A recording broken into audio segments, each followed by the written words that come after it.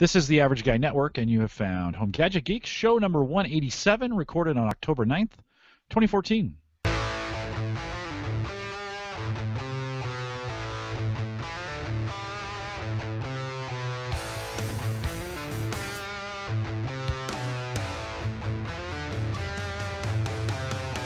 Here on Home Gadget Geeks, we cover all your favorite tech gadgets that find their way into your home. News, reviews, product updates, and conversation, all for the average tech guy. And I guess tonight we have to say gal.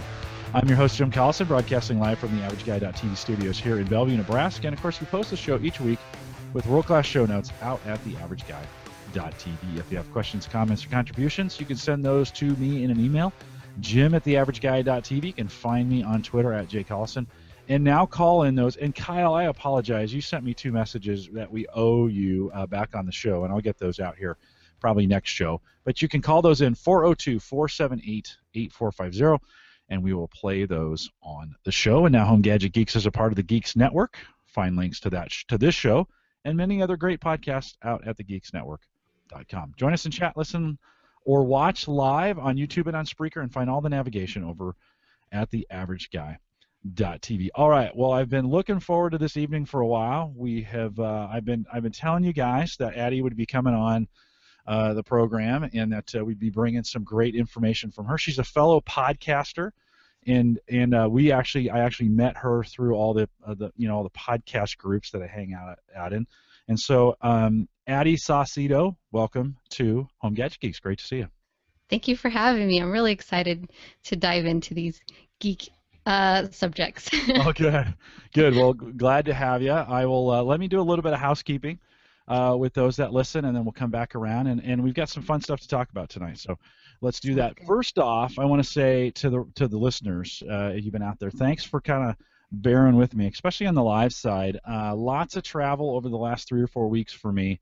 Been all over the country. Haven't always been able to get a show in, and I know that I wasn't always good about changing that message on Twitter. You guys know that, and I apologize for that. But appreciate that. I saw it last week. I thought I let everybody know we wouldn't be live, and we weren't. But I saw some of you jump into the chat room and try and chat anyways, and so I do appreciate every time you guys come out to watch the show, especially to watch it live, and I'll try and do better about making sure I'm here almost every week, but appreciate that. We did, if you missed it, we did post in the feed some interviews that I did at the Heartland Developers Conference here in Omaha, and some really good ones. Pete Brown from Microsoft and Justin Tower joined me. 2 interviews back to back. Those are in the feed. Hopefully by now you've gotten a chance to listen to them. So if you're wondering what those were, that's what it was. I dropped those. I had to do some quick editing last week and drop those in the feed, and so I appreciate you guys picking up. Hopefully get a little bit of feedback on that if you like hearing those in the feed. I do 16 of those every conference I go to or so, and I try to pick the best ones for you. If that works for you, if you like it, it's a little more geeky, a little more technical, that's good. Let me know, and I just like a little bit of feedback on that as well. All right, Addy, let's talk about you a little bit. I met you through our podcasters group, and you join us Saturday mornings, most Saturday mornings, I think, for Ask the Podcast Coach. You come out and join us in the chat room. Thanks for being a part of that as well. Tell me, let's back up a little bit on you. Tell us a little bit about yourself, where you're from, what you do, what keeps you busy, those kinds of things. So I'm here in Southern California, and I've been podcasting roughly around almost 2 years now, and I've been doing I did a show for TV Talk for Glee for that network, and now I'm doing Beyond Storybrooke, which is a Once Upon a Time podcast on Golden Sparrow Media.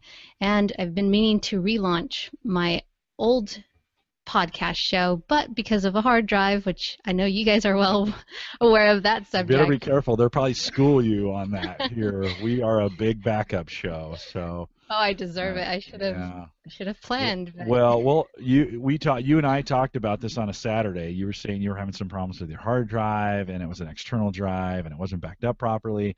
We talked about crash plans, so guys, don't say Addy's on a crash plan. We talked about that.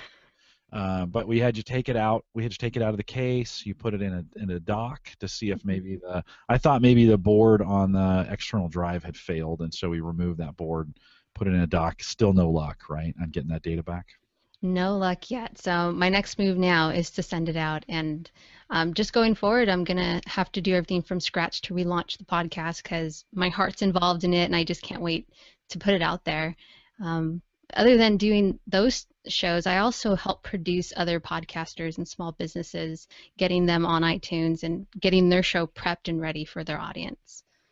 Is that a full-time gig for you then? I mean, all the kind of the podcast consulting work that you do? Yes, day in and day out. And Nice. Well, that's I good. hold meetups too because I just love the medium. I love, one, I love technology and think everything that's involved. Number two, my love has always been in music and audio engineering. So to combine connections plus audio engineering and tech, podcasting's like the best drug for me. Yeah, no, it's great. I do, well, besides these two shows that we do, we Home Gadget Geek, Cyber Frontiers. I do some behind the scenes. I do some editing, some post production, recording and editing for some podcasters and put that stuff out. It's a lot of fun, actually, to be behind the scenes too, right? I mean, it's like because you're not all the work you do, you're not on those shows, right? You actually just do the Oh. production work for them. Just behind the work, I get to hear the shows before the world gets to hear them, Yeah. and I hear the raw material. Recently, one with Tony Robbins. So Oh, really? having that opportunity before anybody hears it's really cool. And is that all freelance? I mean, do you do that? Are you your own small business owner, or do you work for somebody to do that? I do work with Authority Engine, and then I do have my own clients, so freelance, and then along with Authority Engine. All right, very cool. That's good. And whereabouts in LA? I was just there. Did you know that I was there this week? Really, I didn't know.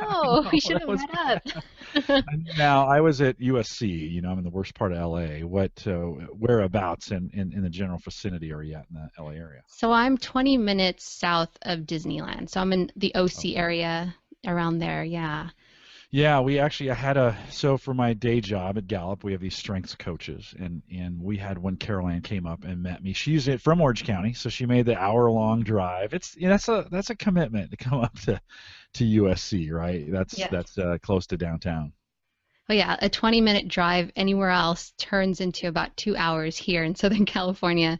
Any of the freeways, you're guaranteed to Yeah, look at yeah. a hour. Well, they're putting together for Gallup for where I work, they're putting together a meetup group there. But I have a feeling I'll be back in Orange County at some point, and I will certainly try and meet you. It'd be great to meet you in person Definitely, and get that done. definitely. Hey, tell me about modern vintage radio. So that's kind of your labor of love, and now it's stuck on a hard drive that you can't get the information off of. But what are you hoping to do there? What kind of podcast is that?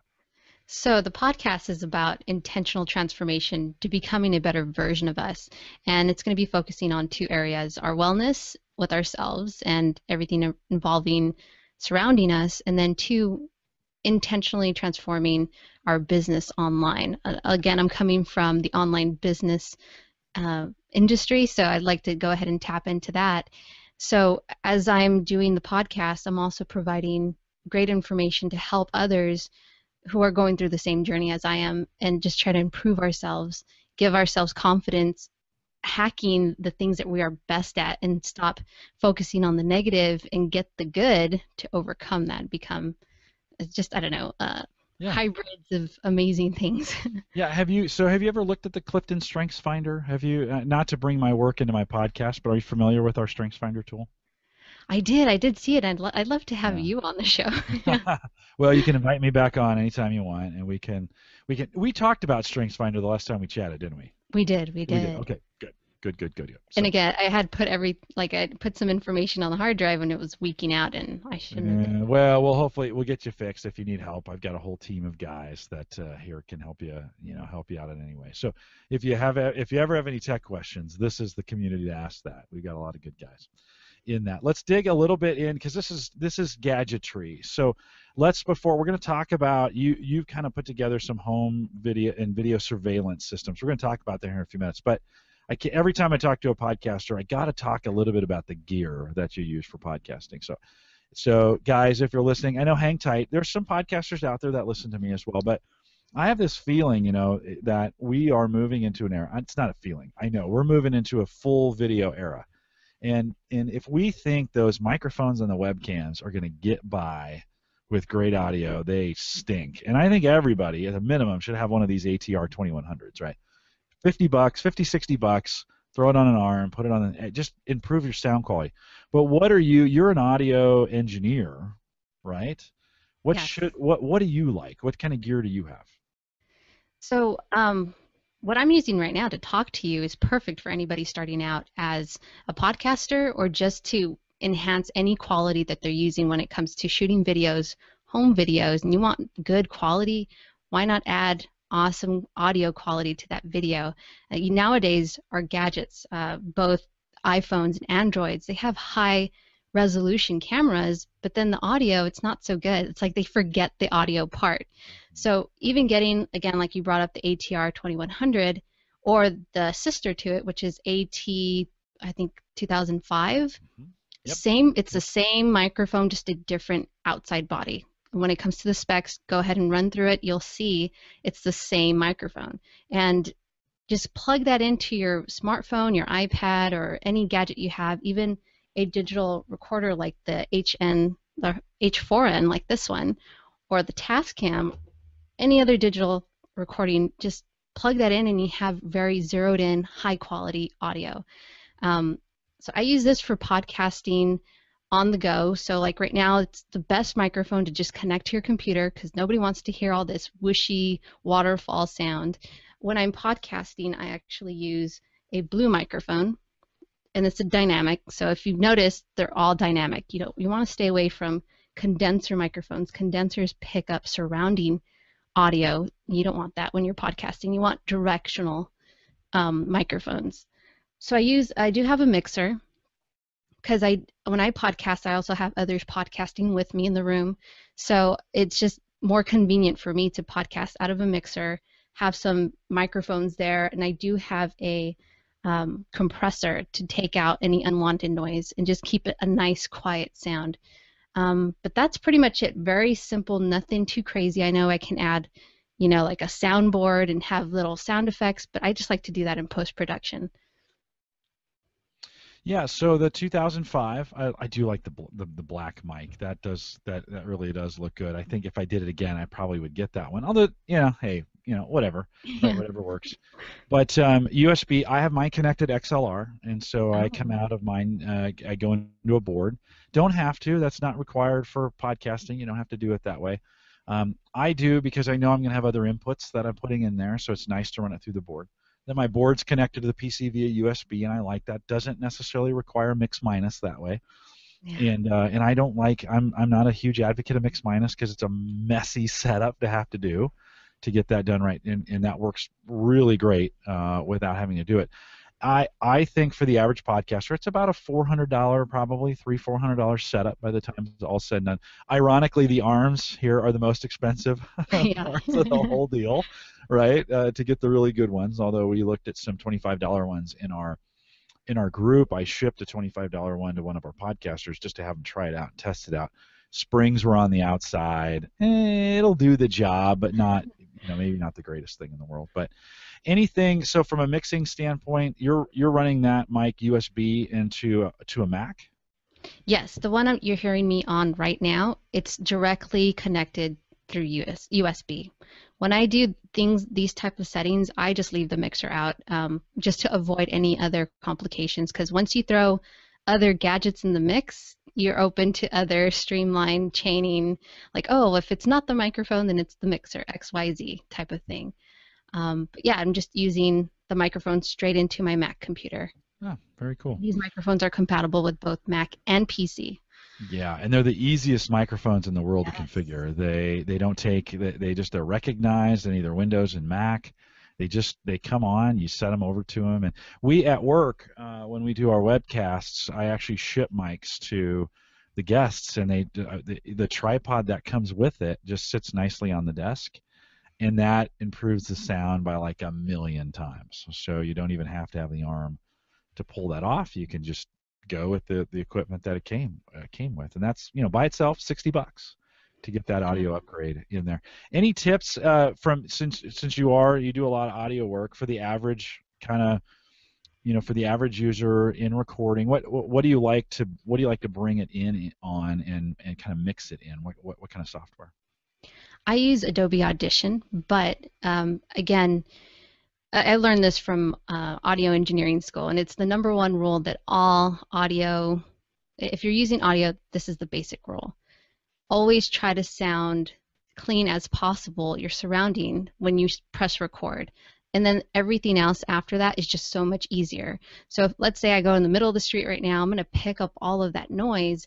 That's probably not the best place to podcast about something serious. Maybe if it's a journal type of podcast, that's fine.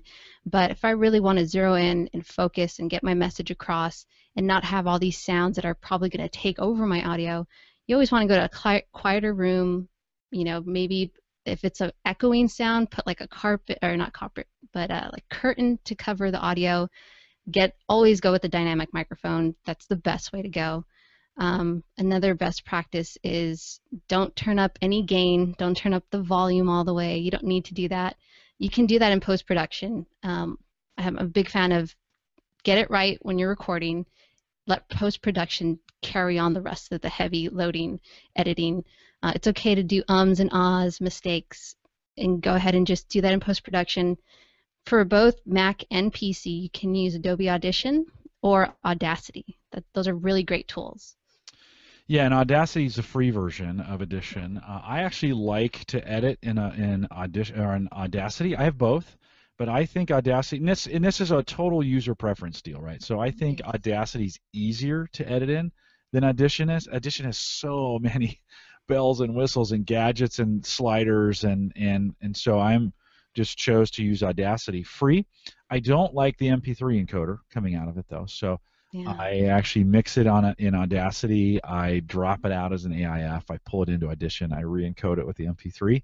That's there in Audition. That's got the right one. You could use iTunes to do that as well, Yeah. and get it compressed down with an MP3. I do like Audacity as an editor. I think it's, but I was just reading on a Facebook group today of podcasters. They're like, I hate Audacity. It's so hard to figure out, and so right, it's probably 6 to 1, half a dozen to the other. Yeah. It's all in what you teach yourself. When I first started podcasting, I was using GarageBand, which comes free on Mac computers, and I wanted to step up my production quality better. And then I tried Audacity. It wasn't exactly what I was looking for. I'm also looking for a quick time turnaround, especially when you're working with clients. You want to be quick about your production streamline. So when I got Audition, I was blown away because you can make presets. Let's say you have an intro, a transition somewhere in the middle, and then an outro, and then sound effects here and there. You can set up templates so that all you have to do is drop in the audio, go in there quickly, readjust a couple things, and export it with all the key points, or let's say you want it 160 kilo I can't bring up the terms right Yeah, now. kilobits. Yeah, kilobits, there you go. And let's say you want it, you can create all these little functions and quality, how you want it exported, all in Audition. So I love it. It's really quick, it's easy once you get the hang of it, because there is a learning curve to it, but it's like anything. The more you use it, the more you're going to get used to it. Yeah. Tim Black says out in chat, he goes, "You guys do a lot of audio editing?" Question mark, question mark. Because he knows on these shows, these are one take wonders. So I do very little. I drop it in, I run a compression tool across it that helps level it out and fix some of the things with it. I'll slice off the ends. If there's any, egregious mistakes, we cut those out. But for the most part, one take wonders. Where I do a lot of my editing is when I'm doing it for customers, right? Yes. That they demand a lot more quality than I do, and I want to give it to them. And so yeah, when I edit for other podcasters, I take out all the ums and the ahs. You're probably to the point too where when you're watching someone talk and you're seeing the wave file, you can see an coming before it, right? You see it because it makes the same file. Yes. It makes the same wave pattern every single time. It's like reading the Matrix, right? And you're kind of like, oh, here Yeah. it comes, boom, you hear it, bam, wipe it out, and then move on, right? I mean, it's one of those kinds of things. Yeah, I can instantly see when ums are going to come up, or let's say something accidentally happened. Sometimes they drop their microphone or they're playing with their microphone too much. You can see these peaks quickly, so I already know. But like you said, my preferred recording for my own podcast is just record to live. Just record it once, get as much, if you prepare yourself enough, you won't have to go back and edit too much. So that's my way of doing it. But for clients, again, quality is king for them. So I want to make sure that their content and their audio quality is synced up pretty well. Yeah, and let's be clear, Adobe Audition is not inexpensive, right? It's not available on its own anymore. You have to take it as part of the Creative Cloud solution from Adobe. I think at a minimum you're paying $50. I think you can get it cheaper if you do educational discounts and some other things. Do you know of are there any other ways to get a hold of those Adobe products other than Creative Cloud at this point? That's all I know at this point, Yeah, and it's you don't only just get Adobe Audition, but you get all their other cool tools. Like if you're into Photoshop, that comes with it. yeah, I know. Well, and so what I'll say is, if you're a regular listener to the show, I interviewed Ron. Oh shoot, now it's going to escape me. Terry Ryan. There we go. I introduced Terry Ryan. I interviewed Terry Ryan from Adobe 2 shows back. I think 184, 183, something like that. At the very end, I threw that in as a bonus at the end of the show. He's an Adobe evangelist, and we talked about why they don't, in particular, have a package for podcasters, because they have one. They have one for photographers. You get Lightroom, Photoshop, and something else in there, and they reduce the price. And I'm like, Terry, why don't you come up with a $10 a month package that is Audition and the ones us podcasters use? So he had a good reason. I didn't like it. I was like, and he's like, well, okay, I don't think they'll do it because I asked, but it would be great to have a podcaster's package for that, wouldn't it? Yeah, I think with the continuing rise of podcasting, they're probably going to reconsider their options with that because there's a huge demand in it right now. Yeah, for sure. Well, and the guys in chat are throwing in. There's a bunch of other audio editing software out there if you want to use that for sure. Those aren't just the only. That's kind of what I've learned on. That's what you're using. Those are kind of industry standard tools. Right. One of the things to kind of come back, I can't even talk on a normal. I mean, now I have to have a microphone when I'm talking. Like I call my mom. I'm on my microphone, right? At work, Right. I go to the studio. If I'm going to do any, I want earbuds and I want a microphone. It's just, Yes. I'm totally addicted to it. I'm hoping we're moving in a direction where we get more of that, either headsets or something, because there's nothing more maddening, even at work, than on a conference call where somebody's audio just stinks. I'm like, oh, we could be better than this, right? I agree. I have team calls every morning, and I always have it just like now. I have my earphone in, and then I have my microphone plugged in good quality. There's no, oh, wait, you just skipped out, or I can't hear you because it's whooshy. I can hear you loud and clear. Yeah, for sure. Why not a Heil PR40? That seems to be the kind of the industry standard for a lot of podcasters and what a lot of guys go with. What keeps you on the 2005 as opposed to going with a PR40? Just, coming from my audio background, I've always been a fan of just simple dynamic microphones like this. So this is the primary microphone that I use for podcasting. It's a blue microphone. It's Encore 100. Very high quality, and I just love that sound. I don't feel like I need to go out and buy another microphone because I have a collection of microphones already because I record bands on the side as well. Oh, cool. Just for fun. Yeah, so to have a collection of microphones, and when it comes to podcasting, if something's working already, I don't want to add on, more to it. Maybe in the future if I want to play and test it out, but I'm fine with my setup now. All right. Well, that's a good answer. And what's the retail on that blue mic? This is about $99. Oh, it's not bad. It has a very similar pattern to the Shure SM58. Oh yeah. Very similar pattern to it, and I have one of those too. Yeah, and those are $99 too. That's actually a really good. We use those for anything live. Yes. That we're taking, not live. This is live, obviously, but if we're getting like a band performance or you're gonna do any kind of thing live, the 58 is just the industry standard. Oh yeah. I almost went with 58s. Yeah, any live concert, just take a look at what microphone they're using. They're always using the SM58 or the Sennheiser 835 I think that's the number. It's either the Sennheiser or the Shure mic. Always, and if it works on those live, big Hmm. crowd, and they have a nice clear sound, hey, use that microphone for podcasting. Yeah, no, I almost went that way, and in the moment we were all in the rush with these ATRs, and it was good to try. I think if I replaced it, I'd probably replace it with an SM58. It's just a good microphone. So, Oh yeah. although it would be to use it in this setting, it's like that thing is meant to be beat on.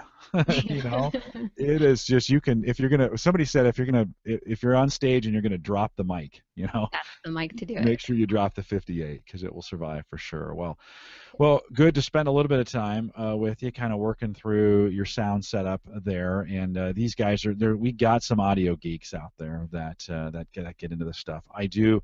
We started against. Right behind me here is the blue. The Yeti. Oh, I And a couple years back, that was kind of the common. And I actually had a buddy buy that for me, and that was. I went from a headset mic to the Blue Yeti, and that's a really good sounding microphone. USB, so not as flexible when I move the board in, but it just picks up, a cricket farts in the backyard, and it picks it up, right? And you're like, so it's one of those things you want to use it in a room where you get as much sound deadening as possible. Yeah, yeah. Take it back to music. Condensers are used for vocals, and it's because they want to capture all that surrounding volume and body of that voice, which is not what you're trying to do when it comes to podcasting, especially when you're going to squeeze down that audio file to so low so it's compatible on all audio devices. It's not the best solution to use a condenser. I love them, but not for podcasting. Yeah. Hey, let me ask you about favorites on a board. We're getting Tim Black's asking you. Since you work in that kind of industry, you're probably around boards quite a bit. Do you have a brand that you kind of favor? Um, I want to say one that always comes up, whether it's, home studio boards or big studios. Mackey's, they make amazing, amazing boards, and they can go, if you know audio, if you go to a NAB show or there's another conference, but if you go to any of those, you can go get these boards for thousands and thousands of dollars, and the ones that I've always seen to always have good quality, never fail on you is the Mackeys. Yeah, in fact, Mackey's got a really good commercial about their boards, and they take a Yamaha, an Alesis, it would be a third, a Behringer.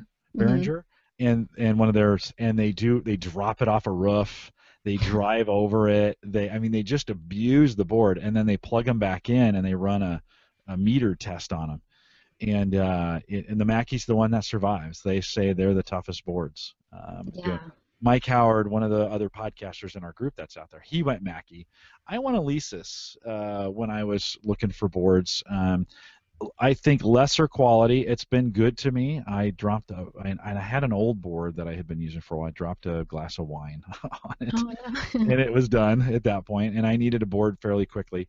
Went down to Guitar Center, found a good deal on an 8-channel mixer for about $99, which wasn't bad at the time. And it's been a good little board.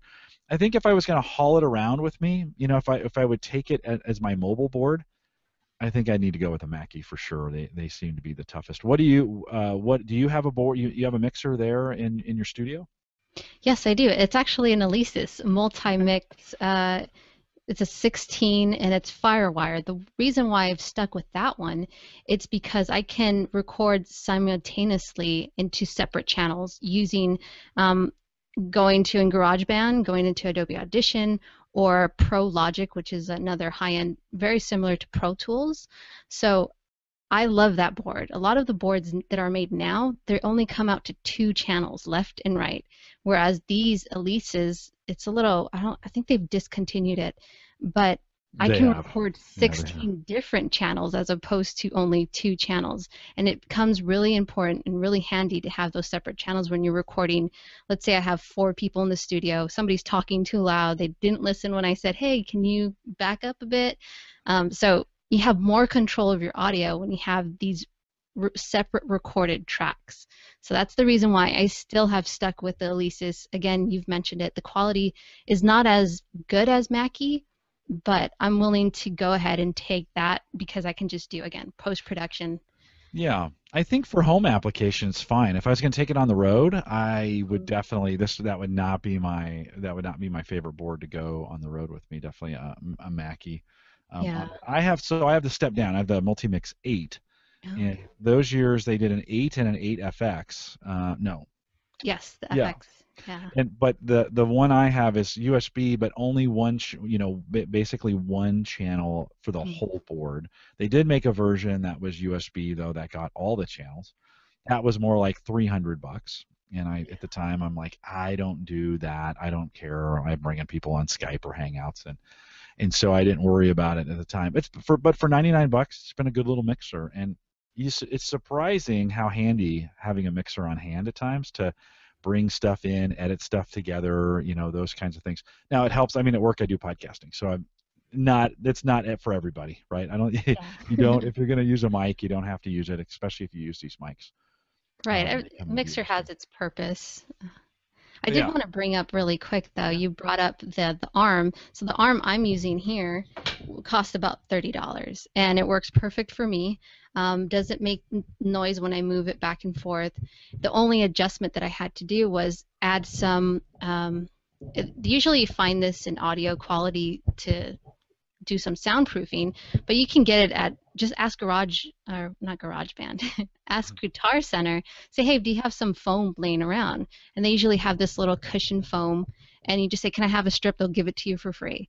Stuff that in, and it holds the microphone in place, very sturdy, and I'm able to not have any noise desk happening when I'm talking. So if I tap on the table, you won't be able to hear it. yeah. It's a good. Only $30. Yeah, that's a good arm to do that. I'm using the My Studio MY325, which is, believe it or not, this is a shock mount that's right here. And it's the most ingenious little shock mount I've seen that holds these kind of microphones. It really does make a huge difference when you're doing that. But any kind of shock mount, right? Super important because it Yes. will absolutely ring, you know, Mm-hmm. if you're going to do that. This is the Rode Arm, $99, not the cheapest one. Like it's more expensive. It's the most expensive part of anything that I bought for the most part.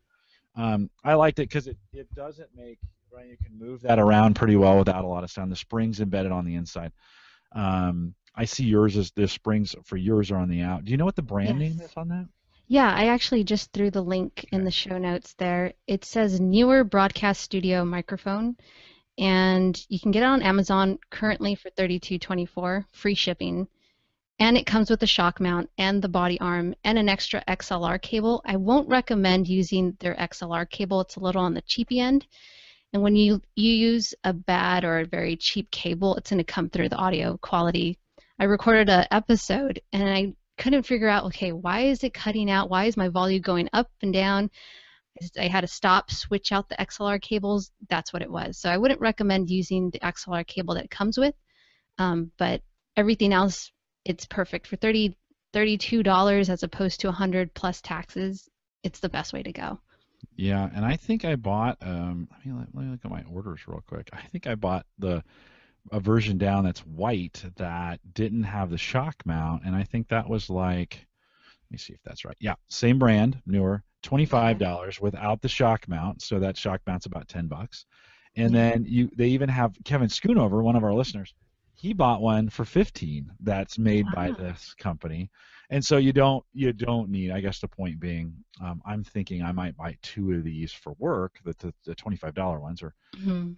that because we do some voiceover work now in our studio, and that you get people there, they're not going to be monkeying with the mics. You're going to put it in a position, they're going to sit in front of it, they're going to read, they're done, right? And Right. that's when an arm comes in handy, because right now I've got them on the desk and I've got it on a tripod, and the tripod's on our book to get them the right height. I'm like, Yeah. man, that's so jankety. Yeah, these come in so handy. I had a couple tripods when I first started podcasting, and to always have to move it out of the way when you need something else in the office was very inconvenient. Having an arm like this, you just move it out of the way, and it just makes speaking so much easier. I talk with my hands, so Mhm. it helps a lot that it's not in my arm's distance. Yeah, and you're standing too, right? You're not. Yes. You're at a standing desk. So, and you Yeah. find, do you do that for most of your podcasting? I find it better for me to stand up when I'm talking. Yeah. When I'm sitting down and podcasting, I feel like my voice tone gets a lot slower. It gets a lot like it feels like I'm going to go to sleep. So just to get more of my energy up and project my voice better, I like to stand up. Yeah, I'm considering going to stand up for that, just for that reason. Well, for one, yeah, I sit in this chair for 3 or 4 hours at a time. By the time you get things set up, you do the podcast, you do a little post show, Mhm. all of a sudden it's 3 hours later, and you're like, holy cow, I've been sitting here for 3 hours. Yeah. And it healthy, or for health wise, it's better if you're standing up. Mike Howard had said he's now using the MY, so that's my studio's 420 shock mount too. That's it's just not a little. It's not so it's not such that traditional, like, we have to have this big gigantic thing surrounding the microphone. These Right. have taken kind of a different approach to it, and so, hey, whatever you want to use, however you want to do it. That's one of the number one questions we see in the podcast community all the time, is on shock mounts, right? Besides, the first number one question is, what microphone do I use? Right. The second one is always, do I need a shock mount, or those kinds of things. So, well, Yeah. cool. Well, thanks for indulging me a little bit on some gear tech with that. It's always good. I always love to talk with a fellow podcaster about what they're using and getting some ideas. That way, with 16 channels, how many of those do you use? Do you ever get to the point? So you got 12 XLRs across the top, right? Right. Right. The most I've used when it comes to podcasting is about 4 to 5 channels. Um, Other than podcasting, when I'm recording bands, I'm using everything that I can on that board. But podcasting, I think the max amount of channels that you'll ever need is nothing more than 8 channels. Then that is including your own microphone. Let's say you're doing a mix minus, you want to bring somebody in and have control of that audio channel, do a mix minus. And yes, it's a little complicated, but I uh, hate if anybody's it. interested, I'll have a free resource for them. Oh, there you go. And then you can also connect, let's say, an iPad or whatever device you're using for sound effects. You have a separate computer, go ahead and put that in there. If you have any other sound effects or audio input that you like to incorporate, go ahead and put it on another channel. But at a minimum, you can get a nice little 4 channel mixer for about $90, $80. And then at a maximum, you'll need about 8 channels, nothing more. Yeah, yeah. Hey, you've teased us out with these bands a little bit, and we got some music guys that listen in this.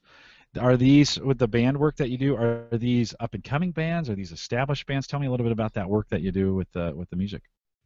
A lot of garage bands, pretty much, yeah. They just want something more than just their own recordings with their own phones or their own digital recorders. They want to set up a demo. So I'll go ahead and say, yeah, let's do it. Let's get into the garage or let's get into a studio and record some good quality. That way you can keep it for your own, give it out to your audience for free or whatever you want to do with it. Just it's mainly demo based, nothing high end. I'm not working for Interscope or Capitol. That was my Well, goal you're in before. the land. You're in the land of that, right? I mean, Yeah. you're in the perfect spot for all that.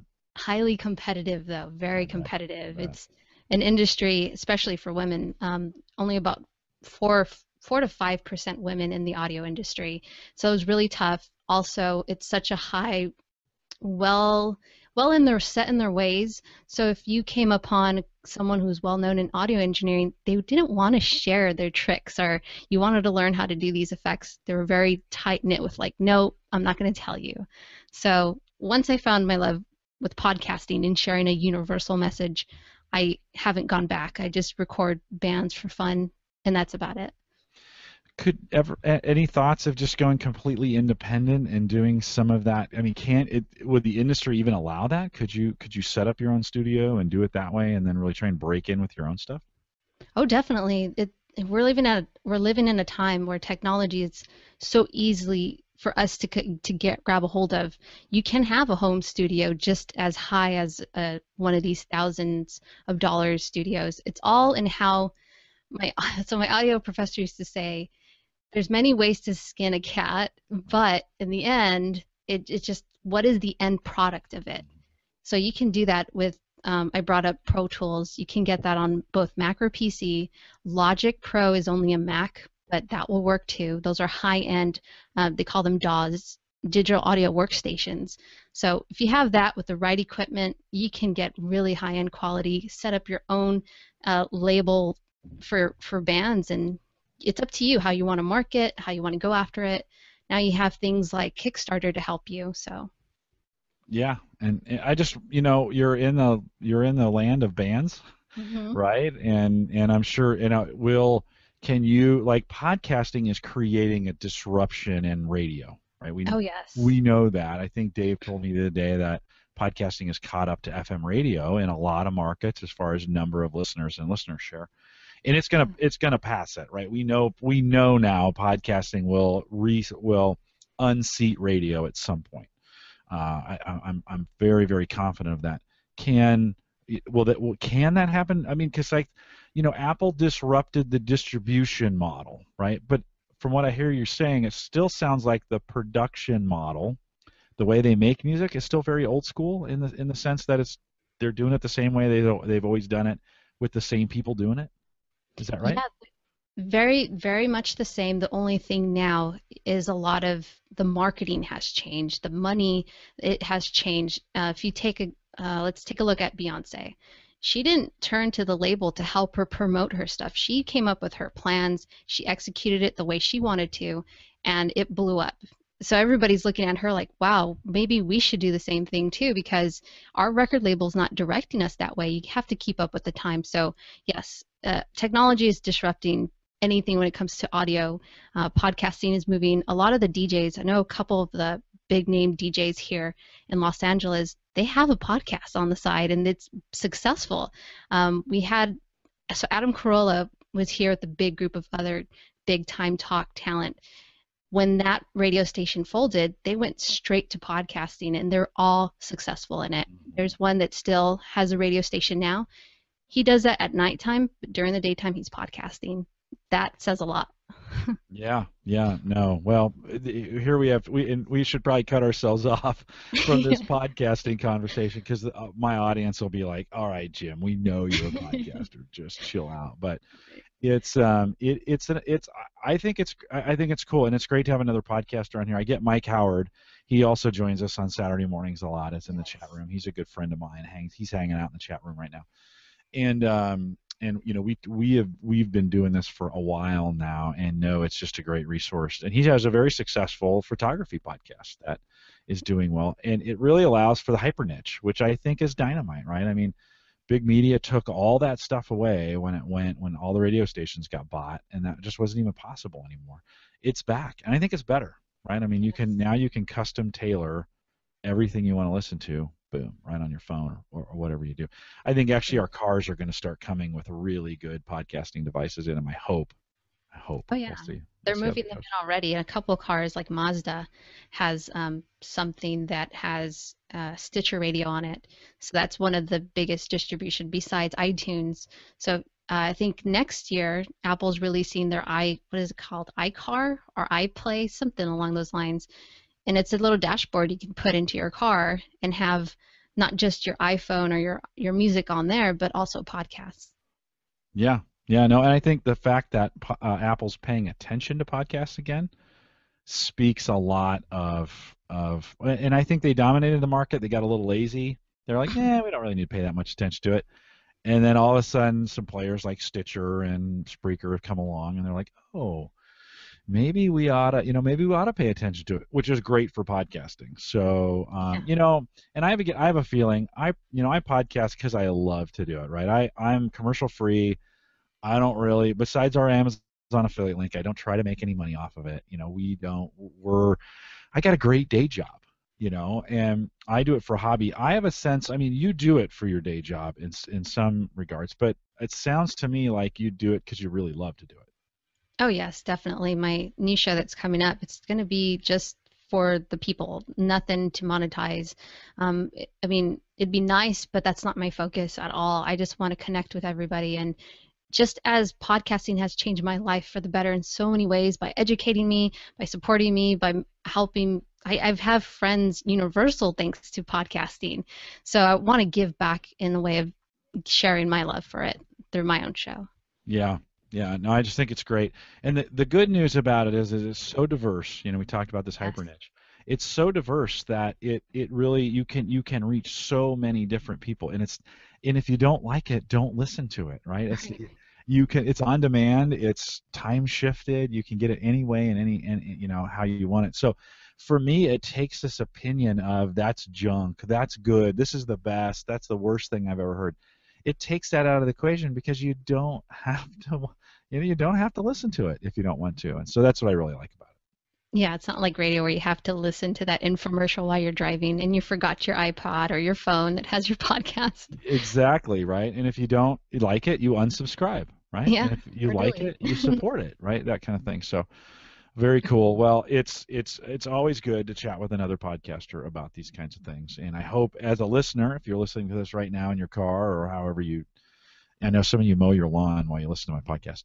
I hope that's helpful. I wanted to, I wanted to have a podcasting discussion, but not specifically about podcasting. So we brought some gear in here as well. So thanks for indulging me on that. Let's talk a little bit about DIY video surveillance. So you have also set up some in there and at your home. You've got a setup there.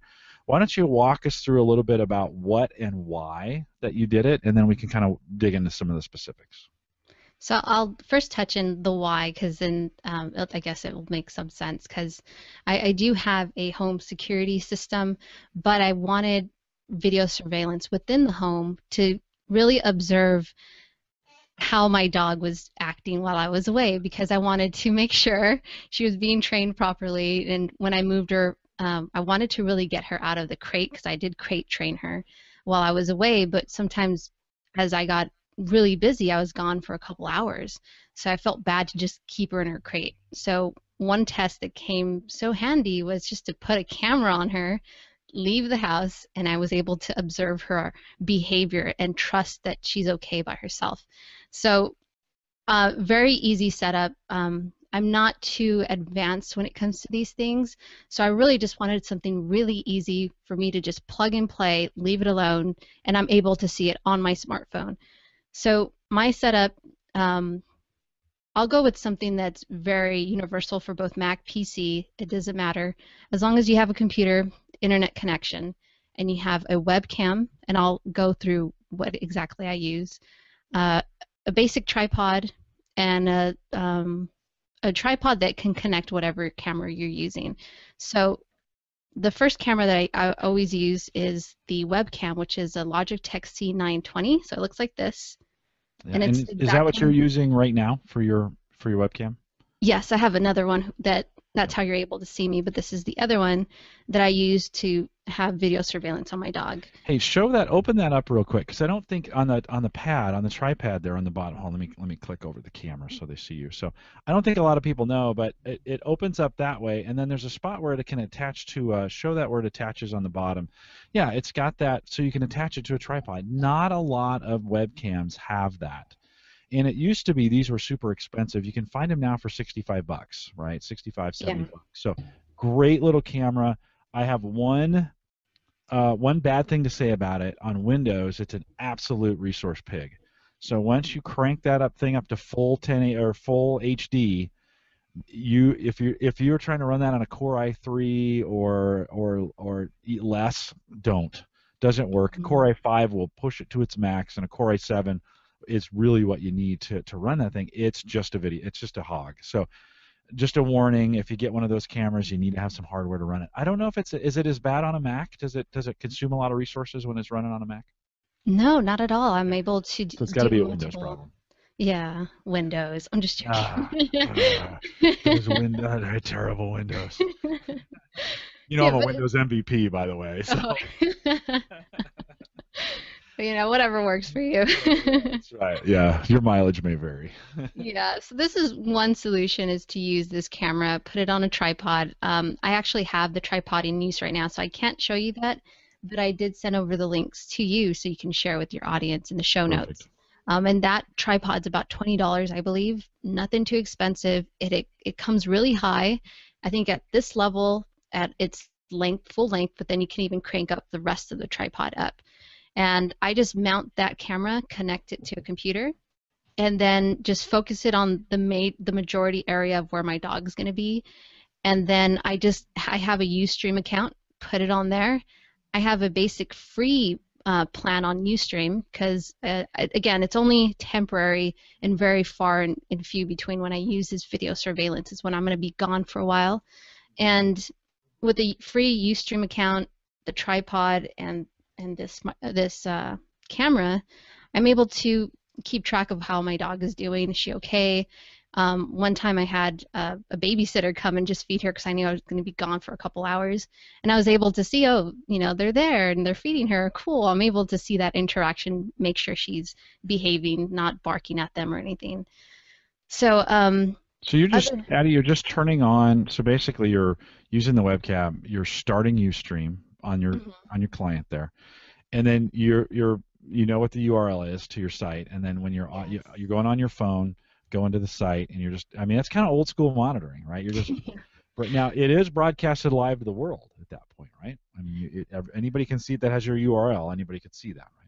It is, but I don't make it anything too obvious. Like I'm not going to give it a URL that says doggy cam, and anybody who searches doggy cam, live doggy cam, they're going to be able to see my dog in my house. I throw in some numbers in there and some letters, and that's why it's not so easy to find the channel. I'm okay with people seeing it, but I don't want somebody to always be looking in and, oh, she's gone. That means I can go to her house and steal. Right. So I make the URL a little complicated for that intentional reason. And again, it's a free account. So when I do open it up on my phone, I do have to watch, I think, like a 15-second commercial sometimes, not all the time. And after I get to that commercial, I can just see my dog. Yeah. Well, the Ustream also runs, I think, some, or maybe they don't. Maybe it was live stream. I can't remember. We use live stream and Ustream, and sometimes they have ads. But you're watching the dog. It's not a big deal. Right? You let the ad go through Yeah. and get it done. So it's a great way. I mean, so that's kind of the free Ustream account allows you to do that. Does it have a time limit on it on how long you can be streaming for? No, it's kind of odd to admit this, but I've been away for maybe about 5, 6 hours, and everything was fine. No interruptions. The cable didn't go out, and Yeah. the everything was fine. So I have yet to encounter that cutoff time. Have you caught the dog doing anything really? I mean, because we see these videos, right, on YouTube all the time. Have you caught the dog doing anything crazy? Just I don't know. I didn't see her do this until I saw it on the webcam. She just grabs her own toys, throws it in the air, catches it. So she's like playing catch with herself. So other than that, no, she's well behaved. No, she isn't doing malicious things, and that was one of the reasons that helped me gain that trust to get her out of the crate while I was away was the video camera to see. I intentionally just set it up, left the house for about 30 minutes, and was observing her the whole time, and she did fine. She didn't ruin anything, and I probably wouldn't have had that trust if I didn't do this quick video surveillance for her. Yeah, no, it's a good way to do it. In chat, they're talking about some alternative ways of doing that. These guys will always have a Yeah. different way of getting it done, and so that's pretty cool. One of the comments, I think Ken had asked about that C920. Hmm. I'd mentioned that it's a resource hog. If you do reduce the resolution, like in your case, you probably don't need full HD coming out. By the way, you could still do this with a Google Hangout, right? Yes. You could start a on-air hangout and that would create a page. You could name it something just generic that's out there. There's so many of them going on right now. It's kind of like security by obscurity, right? In the sense that, Right. and then you would get that unique YouTube page that would expire every time, right? And then you could delete the video if you wanted to. But that would give you a way of not having to have a fixed live stream page, right, that people could come to. So that'd be another way of being able to pull that off. With the C920, you could reduce the resolution, and Yes. it will bring it down. Anytime I'm in a Google, and it might be the relationship between a Google Hangout and the C920 in Chrome. So as soon as you bring that resolution down a notch, the CPU goes, ooh. I mean, it Yeah. just settles down to a nice. But yeah, it can be. It can be. Well, you're pumping some serious video out through that USB port, so it doesn't surprise me. Yeah. Any other? So have you found other ways to use it, or have you found yourself at times wanting to set it up for other other things that you want to monitor? So I did find another solution because I wanted maybe just to figure another solution out. And I did find I am an Apple user when it comes to certain devices. My main phone um, is an Android, but I did find the solution for Apple, and I thought it was pretty cool because the resolution is high, the streaming is very solid, and you can also, it's motion detection. It's so whatever it's recording, it's live streaming, it records it into an iCloud for you, or they have their own cloud storage. So this app is called Manything, so it's Manything app. It's for iOS, again, Apple, and it's used on across all their devices except the Mac computer. But if you have a simple iTouch or iPad or iPhone, one laying around that you're not using, download the app, aim it wherever you want it. Again, that's where the tripod comes in handy because I like to have a high view, wide view. And so I just get this separate little tripod. I think I gave you the link for this, but it's a little smartphone tripod mount. It's for any smartphone, and all you do is just clip it open, and then you put it on the mount. It has that mount there, and then you just aim it wherever you want, and it's live recording, live streaming whatever you want to observe. So in my case, it's my dog, or I did test it once, and I put the camera there and I wanted to test the motion detection. Sure enough, the second it detected my dog walk, it sent me a notification on my phone saying, hey, something is in your house. And then you have a link. Click on the link and you can see the live view of what's going on in your house. So again, that's Manything app. It's for free. Right now, they do, if you click on the page, it says pricing, but as of right now, everything is free. They're not going to roll out their price packages until later.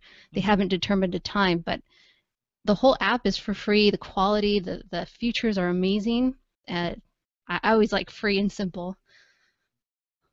Yeah, yeah, free and simple is good when it works from Hmm. that, and then it Yeah. never lasts forever.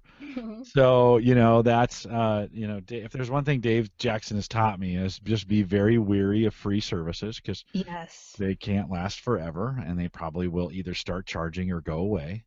uh, Yeah. as we found out. So, well, cool. So, I mean, you don't need a activated SIM in there then, because I assume No. it's Wi-Fi based, right? So you're just Hmm. Wi-Fiing those up.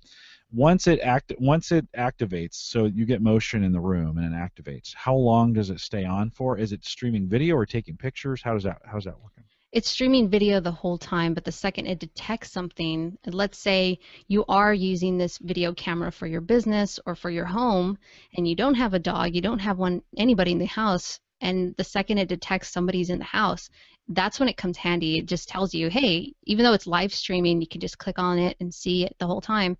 It will let you know when it's detected something, and you can just click on there and see what's happening. Well, even in their plans, so I'm taking a look at their plans here, and they're kind of giving you a future look at what might be coming up, and it does look like so that like one recording device for up to 12 hours, which is pretty generous, is Yeah. free, right? And maybe $5 for 7 days of continuous recording. That's not terribly, but that's not too expensive from that standpoint, but and that's per month, right? So $5 a month gives you a week of streaming before you have to That's not reset bad. that in there. But no, that's pretty cool. So that's only on Apple. That Yeah. doesn't no. Is there an Android? Have you found an Android equivalent to that at all, or have you even because you maybe not have a phone, you haven't looked? I haven't tried this solution, but I was doing some research and I gave you the link for show notes, but they do have an Android solution. Somebody walks you through the whole process. You get a phone really cheap on eBay or Amazon for like 20 bucks, as long as it has a camera on there, and it tells you step by step how to connect it to the Wi-Fi, how to set it up, and the same pretty much setup that I was talking about with Manything, it does the same thing. You can add motion detection. If you don't want it, don't add it. But that is one solution that I did find, but I haven't tried it out myself. I would like to test it out and see how it goes. Yeah, actually, so the solution is over at How To Geek. We actually know one of the guys that works over there at How To Geek. Cool. And yeah, it looks like for about $5 you can get an Android phone, right? A copy of IP webcam, which is free for the continuous streaming. If you want the alerts, You get Secure It Spy Cam for $4.50.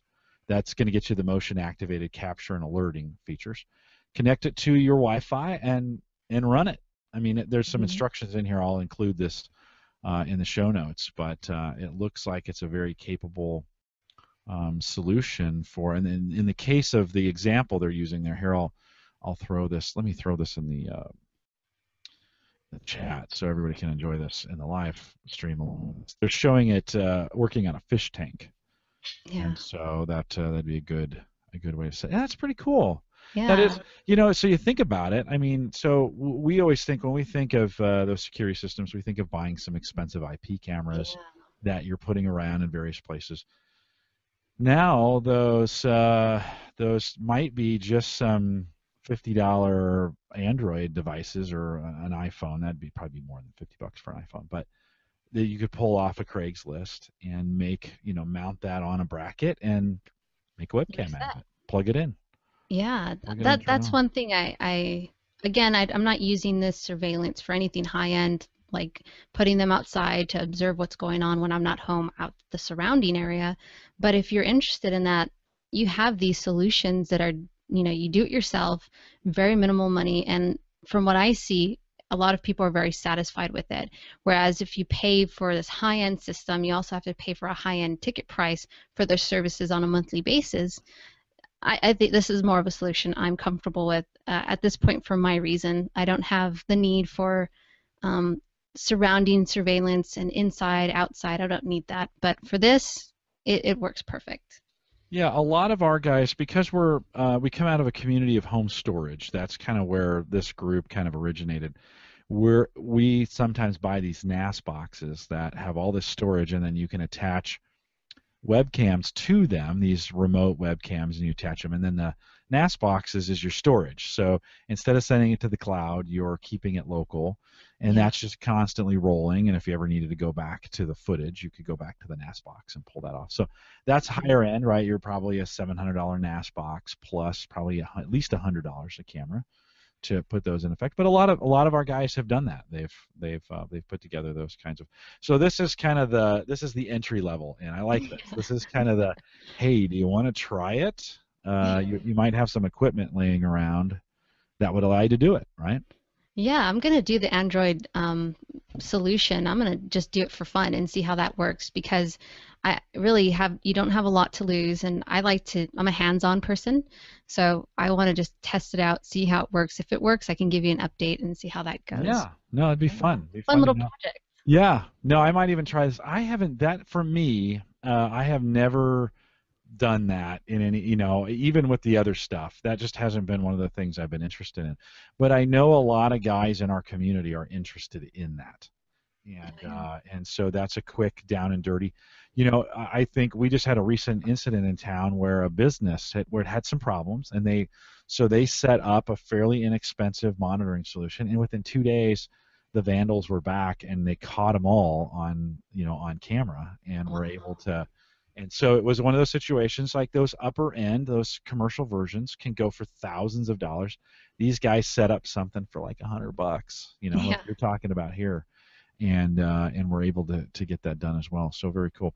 Anything else in there when you talk about anything else you learned kind of through this, or you're thinking about, hey, if I could, the next step is going to be to do this Um, besides Android. the only thing is, I don't know, to make it better, when I'm mounting it, and let's say I'm doing the webcam to Ustream solution.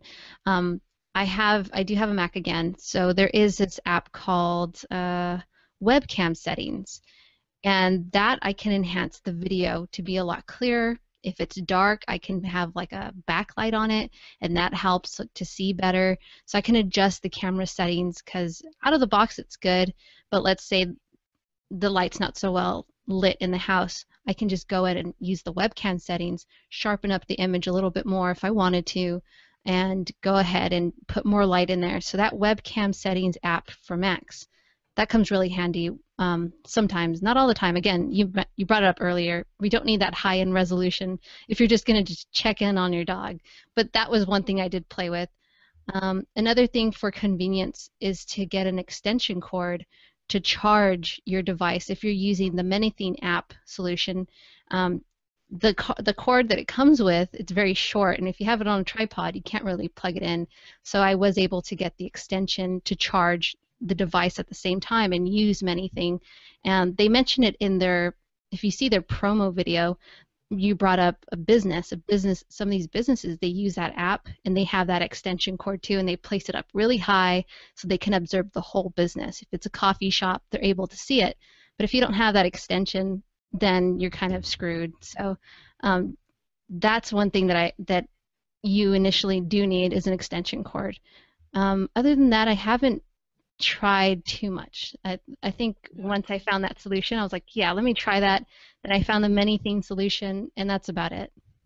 No, that's very cool, Addy. I mean, that is like that's a really geek, that's a geek friendly, right? I mean, that's perfect for for our listeners, right? They're into that kind of. I mean, this is like life hacking stuff because Yeah. you're taking advantage of something you might have already had, Hmm. or that you've got in inventory, so to speak, and bringing that in and making it work for you. So, if for our listeners, if you're listening to this and you've got some additional solutions or you're thinking through some stuff, jump out on the Facebook group and drop those in there. This is cool. We come across these types of situations from time, and I'm like, man, that's really cool. I've never thought of that before. I need to get. And some, it's funny. Some podcasters have this cam that they put, like they'll put way up and out or way over on the side, and you could stream. That could become like a streaming, like a studio cam, Yeah. type deal that you stream out there and show what's going on in the studio. Yeah, and really, if I can do it, anybody could do it. Because when I first came up with this want of wanting to see how my dog is doing while I was away, I did some research, and it was so complicated, way beyond my tech, you know, skills. And when I just started playing with these, I have a webcam. What if I just connect it? Where's a live streaming? You brought up earlier that you can use Google Hangouts. This works for me. The ManyThing app works for me. So if it works for me, I just want very basic, easy to use. It's going to work for you. Yeah, yeah, no, very cool. Well, thanks for doing that. We've got a few minutes. I've never done this before, but I'm going to say, Addy, what kind of questions? This is the first time we've really spent some time. What kind of questions do you want to? What tech questions do you either want to ask me or the community? What do you want to know about technology? If you had a chance to ask the tech guy anything, what would you ask us? Well, I think because I had the whole hard drive problem. Now, what is the best? And I think I brought this up earlier because I did go shopping for another external hard drive, even though I will be getting the backup cloud version.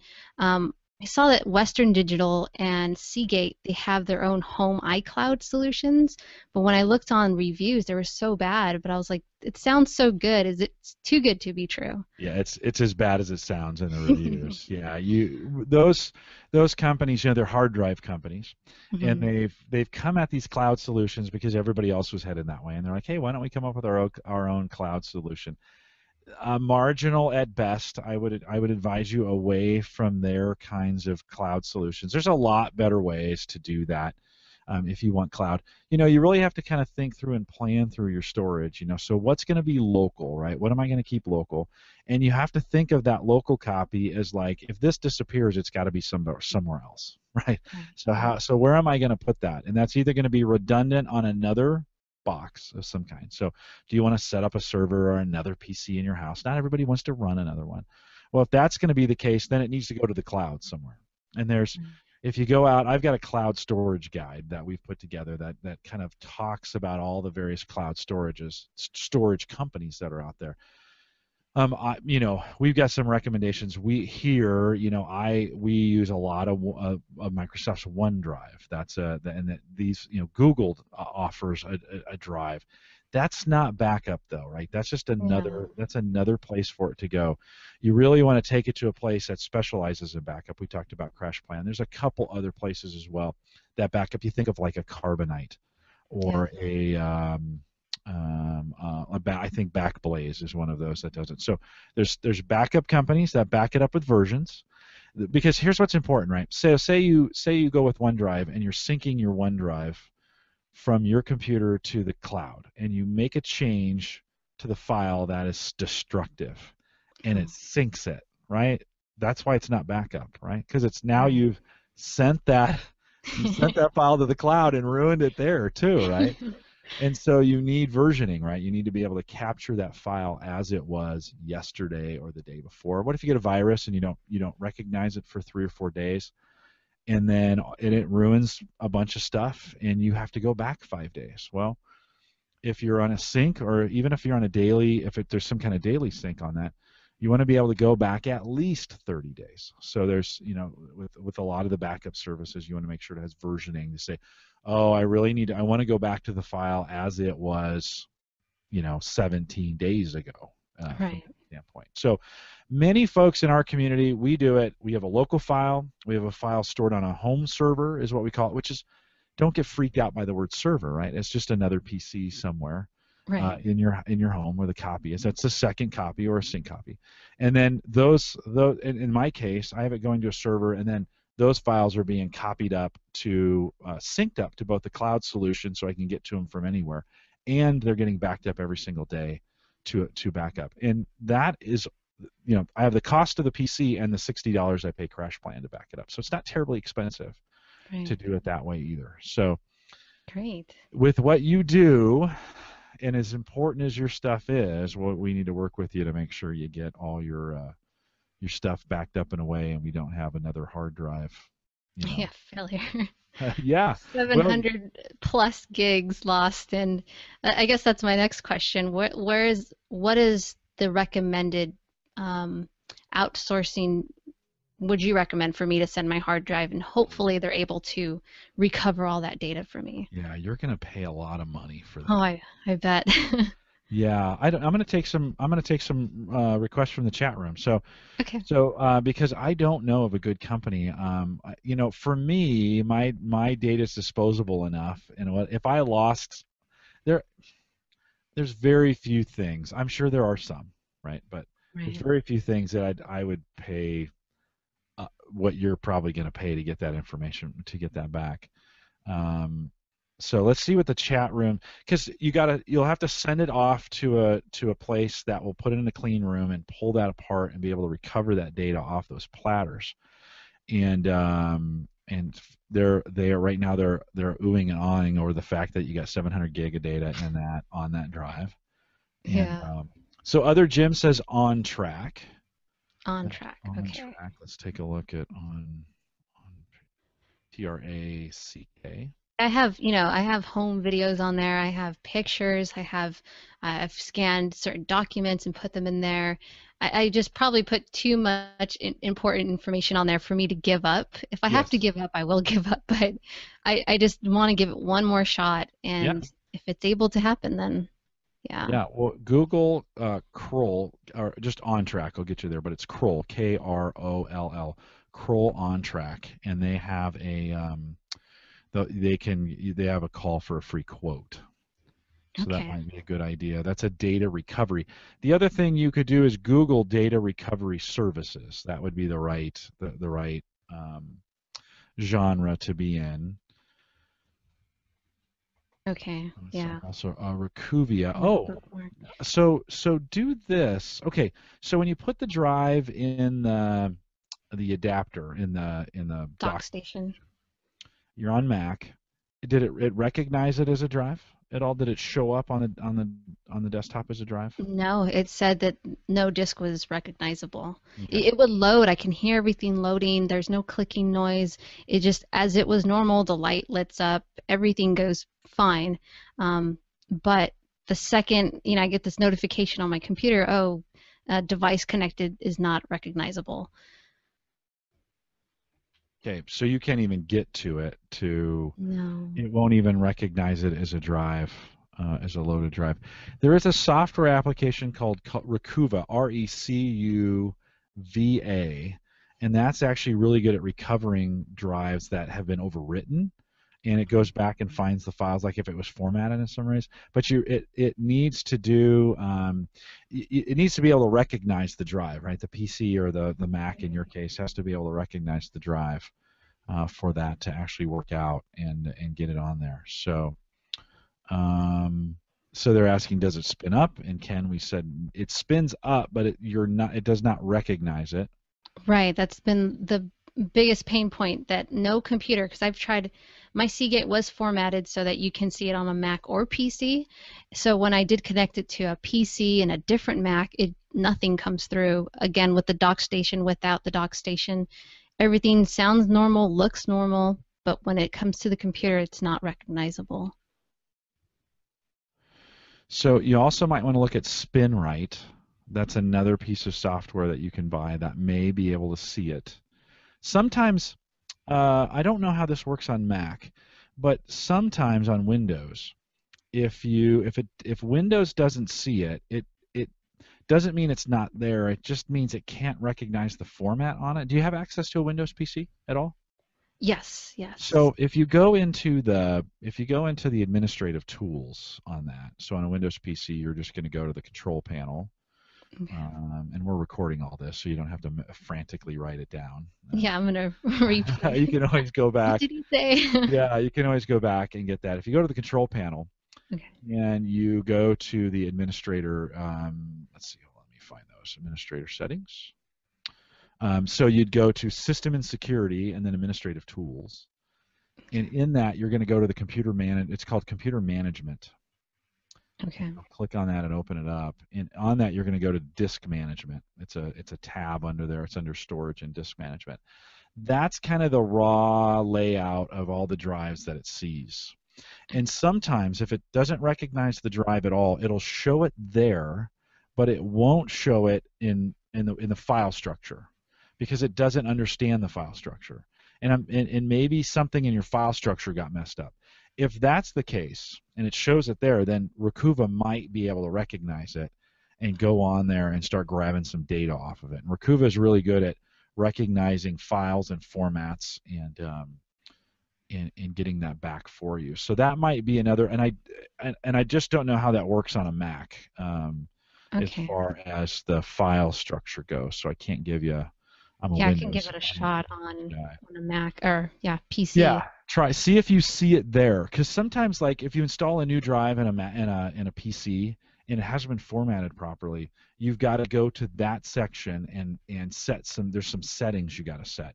Just don't format it, whatever you do, right? If it Right, asks you to right. format it, say no, Yeah. stop, stop at that point. Now, it's not the end. If you did format, it's not the end of the world, because you know the way Right. file structures work.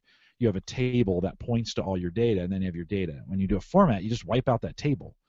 And so Hmm. what Rakuva does is it goes in and rebuilds that table based on the data that's on the drive I for you. see. It takes all day, right? I mean, it takes a while to run, but once you start rewriting to that hard drive, it's going to overwrite some of your data. So it's if you do format, it's not the end of the world. It's just not great. Okay. So yeah, Mike Howard is saying it's big bucks to send it off to one of those recoveries. So try some of these first before you think about sending that off. Okay. What do you Let's think is see. the price range? Because I so far in my head I have about maybe 1,500. Oh, Is yeah, a it gonna be more than five that? to 1500. Yeah, Okay. Yeah. it all depends on how hard they have to work. In Yeah. your case, it's not like the drive has been damaged. I mean, that's probably the worst scenario. To give you some idea, so IOSafe, who makes bulletproof, fireproof, waterproof drives, they guarantee if you lose data, I think they guarantee they start at $1,000 to get the data back for you. So you're probably in that price range. That price range is. I've never done it though, so Okay. I'm always like, yeah, it's not that important. Yeah. you know, to me at that point, it's not that important. Let's see if there's anything else in here. Yeah, Tim Black is saying clean room recovery is expensive. We know that. Um, so the other John is saying, yeah, if you've got a friend that's really good with this, you might want to have them sit down. Man, I could have sat down with you when I was there, and I really couldn't have. I didn't have time, but it was a quick in and out trip. Um, so Lopta makes a good suggestion. If you do get to see that drive in some way, if you ever see it, before you run anything on it, see if you can take a snapshot of it. You know, run a backup on it, something like that, to see if you can pull that data off. That's a little more complicated. That might be where a good tech guy can help you out. Yeah.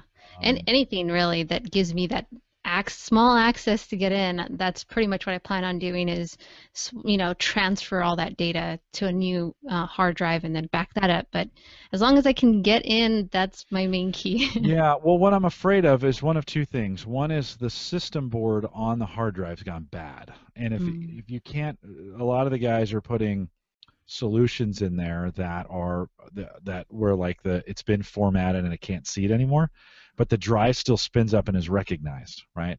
mm, And so you've really got, I mean, you can't run any software to recover on a drive that can't be seen by the computer, right? You got to get the computer to see it first, right. and then run that. So couple steps there. So one, work on seeing if you can get maybe the Windows to to recognize it. And if you do that, I'm going to rejoice because that's something Windows did and Mac didn't. Yeah. By the way, I'll throw my just Mac out. I'm just joking. no, don't do I'm that. joking. Yeah. Um, and so actually, Ken in our chat room, he says he's not far from you, about an hour and a half north. So if we get down to it, and it's a local kind of situation, maybe that'll work out.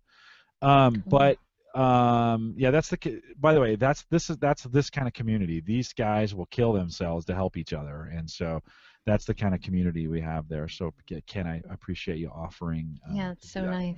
Yeah, if you get in that situation, let me know and I'll put you in contact with him. Cool. Um, and Tim Black is saying too, yes, oftentimes that system board goes bad. If that's the case, yow, yeah, you've got some. Now you could swap that board if you knew what you're doing, but that's really hard. So Complicated, yeah, yeah. it is indeed. So well, keep, you know me, so let's keep working on this to get this thing fixed for you. Don't send it off just yet. Let's see if we can do a few more things to. And again, we can do this live and in real time on a Saturday or Sunday if you need some help from me. You can Cool. share your screen with me. It'd be great on a Windows PC. You can share your screen with me, and I can help you along those lines. And we'll see if we can get this data back for you. It'd be great if we could just figure that thing out and then be done with it for you, so you can get your show launched. Yes, definitely. Again, I think at this point I'm just going to start the show from scratch, and I do have a couple things documented in paper, but it doesn't hurt to just redo it over again. But it's more of the home things that I had big projects on there. I had home videos, pictures, documents, of everything that I don't want to lose just yet. I'm not going to give up, but I will be reviewing this episode just to hear all the little steps, all the Yeah, recommendations, and yeah, yeah. give it And a try. the guys are being very clear. Don't do anything radical with it Yeah. to mess it up even more. So let's see if we can get it to show up in Disk Manager for Windows, and Okay. because that would be the best possible scenario, and then we can figure out kind of what to go from there. So maybe we can get you all situated up and get you going. Addy, let me say thanks. Hang around for a second. I'm going to do a little bit of a closure here of the show, and then and we'll go into the post show. But I do want to say before I let you go, big thanks for coming on. I hope you had a good time tonight. I A lot hope of it was fun to fun. have you on. A lot of fun. Thank you for having me. I don't have a lot of people to talk about all this, technology, microphones, podcasting. So anytime I'd be in here, I'd probably start joining the chat room more. Hey, we every Thursday night, 8 p.m. Central, 9 Eastern, out here at the AverageGuy.tv live. A little harder for you on the West Coast because we start at 6, but it depends on your schedule. A lot of our West Coast guys, it's impossible for them to even get home at 6 because of the Yeah, traffic situation in LA. We'd love to have you out here, and if I asked you to come back on and just talk more tech, would you say yes? definitely. Yes. Count me in. All right, good. Yeah. Well, we'll try and get you playing in the schedule. It's great to have you on and great to talk some tech with you. I'll remind, like I said just a minute ago, I'll remind everybody we are live every Thursday night, 8 p.m. Central, 9 Eastern, out at the AverageGuy.tv live. If you're a new listener, this is all we do. We just talk tech all the time, and we have fun doing it. You can influence what we talk about. You can track me down on Twitter at jcollison and just bring up some topics if you want to do that. We are well scheduled out into December at this point. We have some really good stuff coming up for you, so stay tuned as things go. My travel schedule is done, so we'll be back on a regular schedule at least until November and the MVP Summit in Washington. So Dave McCabe and I will be heading out there to spend a week on the campus and find all things Microsoft while we're out there. And so that's that, but should be my last missed Thursday for the year.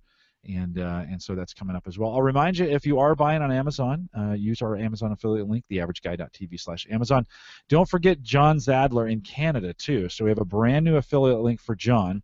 This gets him, Addy. John is our resident hacker, slasher, cut into things, make things work that aren't supposed to work together. Yeah, he's really good at that.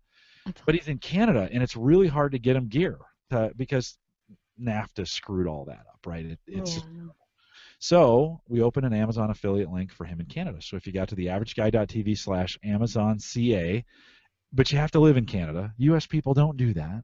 Okay, you can't buy from the Canadian store. If you're in Canada, you buy from the Canadian store. If you're in America, you buy from the U.S. store. Okay, now that I got that through, theaverageguy.tv/AmazonCA, CA for Canada, and all those proceeds go to John Zadler, and he picks up stuff, hacks on it, and then talks about it here.